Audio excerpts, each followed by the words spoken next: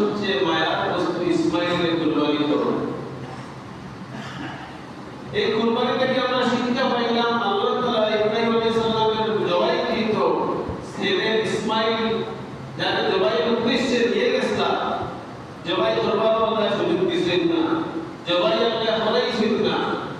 আল্লাহ তাআলা পরবর্তীতে ইব্রাহিম আলাইহিস সালামের আবার আয়াত নাযিল করে লাইলা মুসাদ্দাকান বিহা, ও ইব্রাহিম তুমি যে স্বপ্ন দেখছিলে তোমার স্বপ্ন বাস্তবায়ন হয়ে গেছে।